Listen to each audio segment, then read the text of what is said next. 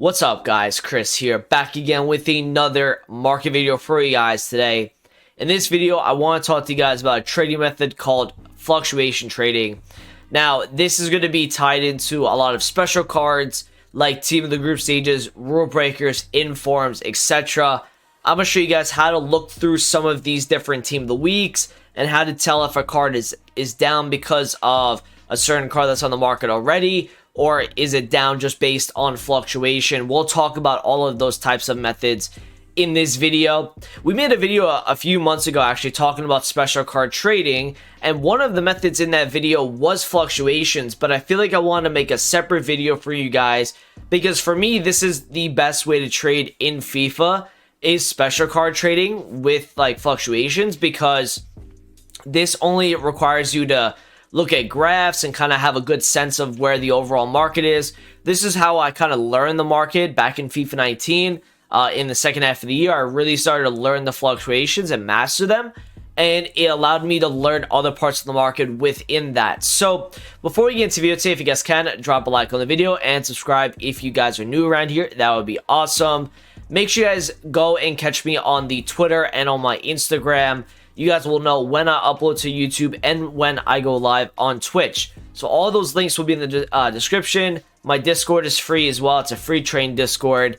Let's get into the video. So I know one of the biggest questions that people ask is, how do I know if a card is low on its fluctuation, low enough to buy for a flip, or is it low because there's something that is out right now that is making his price dip? So I look to a couple places. The first thing I look for is either the objectives tab and the SPC tab. I look and see what cards are out right now that could potentially make cards dip on the market. People that are doing these objective cards and then selling off the cards that they currently had to then replace them with a guy like Cunha.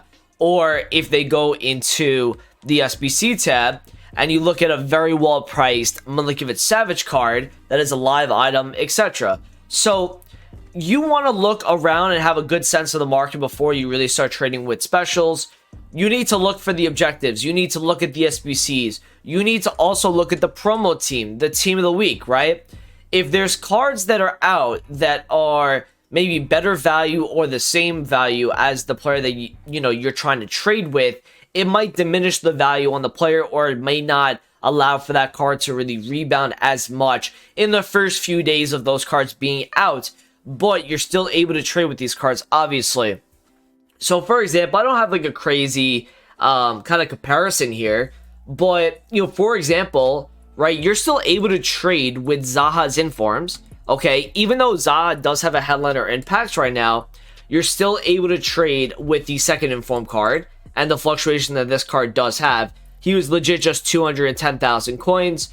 As long as you can find like a guy that is fluctuating and he's always rebounding up, it'll be a good card to trade with. It may diminish in value over like the days that he's in packs, but you're still able to make coins on the cards within quick little flips. This guy was just 146,000 coins. He went from 137 all the way to 148. Stayed there for like a good couple hours. He's been chilling at 145 all day. So what I'm going to do is I'm going to go on the market, and one of the things that you guys should look at, even if a card is not low on its fluctuation, still go and check the card on the market. I feel like one of the biggest mistakes that people do is they don't check enough cards, and for me, it's how I make the majority of my money, is by kind of going through a card on the market and just being just on the card at the right time and finding a deal for that card. So this Zaha, right, if I log in and I go onto this card and all of a sudden a 130 pops up, right time, right place, I pick it up and I flip it for whatever the card goes for at that current time. Here is like some proper fluctuations though, like this. So that was kind of like the first part of the video where you had to kind of look around the market, be very careful with cards that are potentially getting informs, right? For example, if we look at this team of the week 14, right? This is the current team of the week. If we go to the front page of Fluctuation and look at the team of the week prediction, right? You could see Lukaku, you could see Ronaldo, you can see Gundogan, you can see Neuer, right? You could see Donnarumma. You could see cards that have already had specials that you potentially may be seeing like crazy, or not crazy, but like okay drops on the card because people are expecting another team of the week to follow or another special card to follow. And it happens all the time too. And we talked about the trend that we saw on Friday where Bruno's headliner card was super expensive, leading for those specials to then rise in price, right? You get to take advantage of something like that. We've seen that so many times this year where a card that has recently been released is too expensive, causing the previous version of the card to start climbing up in price because of that. Let's talk about the proper fluctuations on cards, right? I'm looking at a guy like Raheem Sterling. Now, you guys might say to me, wait, left wing English, isn't Rashford a team of the week? Yes, but it's relative to the price. So Rashford's currently going for almost 900,000 coins right now. That's not going to affect Sterling because he's a card that people are not going to be replacing for a Rashford. They might, but there's still a lot of value in a Sterling, and the price difference is just not there. So I wouldn't, be worried about a Sterling when it comes to like, fluctuation trading. So if you look at Sterling's fluctuation based off today, he goes from 182,000 coins down to 175, right? Now, I always tell people that 175 is going to be an interesting price. It might not be the price that you say, okay, I'm going to go buy him at that. It's a price where you're saying to yourself, I'm going to look for an undercut on that price. That's always what you want to look at. You want to buy on the low of it, the fluctuation. If it's 175, I'm looking for like a 171, 170, that type of deal. And then he goes to 185. He then goes to 186. He goes down to 178 again. He rebounds to 184. And then recently he was just like 178. And then he just went up again to 190, right? He got really rare. Now, something to back up your claims when it comes to fluctuations, look at the market sales history. He just sold at 188 2 hours ago. He sold at 190. He sold at 188 again, 189. Right, so you can clearly see that this card has sold at the high 180s, 190 mark. So we're going to go on to Sterling right now. And yeah, he might not be low on the fluctuation, but this is how you go in just kind of special card trade, right? If I look at Sterling right now, he's currently 187k. There's 3 up. Now, what you could do is you can just do this, where you just put all 3 in your transfer targets, and you see if somebody's willing to buy one at that price. Once you get a sense of where the card is being bought at, you know where to look for when it comes to your buy price. I feel like that's one of the biggest things that people have problems with, is not knowing what to buy a card for. That is why you can use the tools to your advantage. For example, you can use the market sales history, you can look at the graph, you can put the cards on your transfer targets, and it all will do well for you. Now, we have a Kimmich here that just got bought at 250, okay? Now, the reason why I'm looking at this Kimmich is because I'm kind of getting interested a little bit. If I look at Kimmich right now, because these team of the group stages are out of packs for a while, I'm going to look at, first of all, the graph, right? And I'm going to see to myself, he was just 263, and if you look at multiple times throughout the day, he went from 259 to 270, went down to 249, up at 262. He went down to 250s again, went back to 263, and now he's down at 250. So if I find this guy in the low 240s on an undercut, I'm going to pick that up, right? I'm going to go look at the market sales history. I'm going to see 264 got bought, 260 got bought.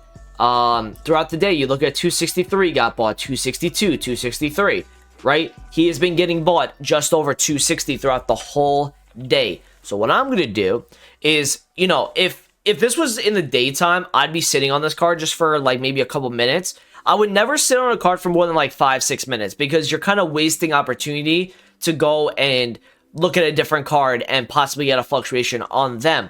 When it comes to these cards, you obviously want to look for a price that is going to, give you that tax plus profit in return. You don't want to look at a card that is going to be too much in tax. You're not going to be able to flip that. And that's why fluctuation trading is usually best to do between 20k and like 300, because you're working with less tax for the most part when you're working within those, those budgets. I would also, one of the biggest things I need to encourage to you guys is when you're seeing a card is on the low of its fluctuation, somebody that is bidding against you on a card, say for example, there's a 245 up on Kimmich. I don't want 245 because I can only flip them for 263. Is that 4 to 5k profit? Yes, I could flip that. but I want like 7 or 8k at minimum.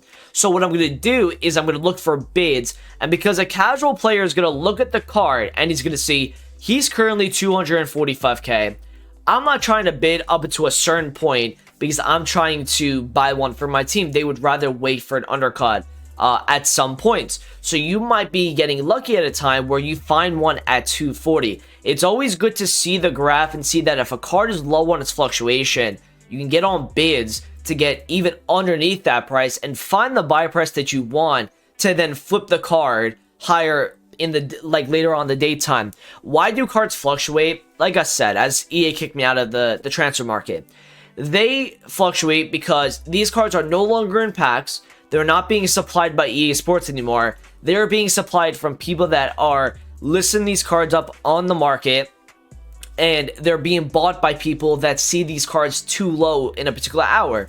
There's other factors. There's rarity. There's upcoming Team of the Weeks. There's upcoming special cards, leaks, whatever the case may be. But for the most part, as long as you see multiple fluctuations where the card is rebounding every time, okay, you will be able to make some profit on these cards because these guys are getting rare, okay? You know, Team of the Group stages. If we go through all of the Team of the Weeks, right? You look through Team of the Group stages, you look through the Road to the Finals, freeze cards, right? All of these cards are out of packs now. So always be looking at cards if you can find a deal on them. For example, I know this Alex Moreno is up from earlier today. That's high. But let me see a Gossens, right? Let me see if Gossens at 94k. I would also say to you guys, like, take advantage of Fuppin capping. Like, Fuppin normally, if you see this right here at 94k, he's not actually 94. Gossens right now on the market is like 97 most likely. But because Fuppin capped the price and they caught the price at 94, it's an undercut. And we see this a lot with Fuppin, is people will, instead of, and this is actually getting lower again, instead of Fuppin capping the price at what it actually is currently, it takes a while for Fuppin to update, and they cap a price where it might have been a big undercut. And at that point, people will look at Fuppin sometimes and list the card at the price that it's currently at on Fuppin, but that might not be the same price that it is on the actual game right now because Fuppin hasn't updated for a while. So you always want to take advantage of Fuppin kind of capping a price at a card that just got really undercutted on the market. This for me is the best method when it comes to trading. If you have a middle to higher tier budget, you can do this with any cards. You can literally do this with past Team of the Weeks, rule breakers, record breakers. You can even go to like lower tier Team of the Weeks. You could look at guys like Guerrero. You could look at guys like even this guy right here, Ricardo Esgallo, right? You could see this card and you could say 21,000 coins for this card. He's been up recently, obviously. Look at the fluctuations though. This guy fluctuates throughout the whole day. He goes from 18.7 to 20.2, up to 20.5, down to 19.5, up at 20.5, down to 19.5, up again to 21, down to 20, right? And if you ever want to back your claim up, always look at the market sales history. Look and see what the card has actually been bought at. He got bought at 21.2, 20.7, 21. You're always going to want to look at this card maybe at 19k to flip at 21. You can do this on a low budget level. You can do this on a high budget, a medium tier budget. This is the best method for trading in my opinion. And this is what I use and many other traders use throughout the whole year. And like I said to you guys, take advantage of the bids because you can make a lot of coins on getting on bids when the card is low on its fluctuation. I hope this video helped you guys out. I think I did a really good job of kind of explaining my points in this video. Thank you for watching. I appreciate it. Hope you guys learned a thing or two in this video, and I'll talk to you guys in a video soon. Peace out.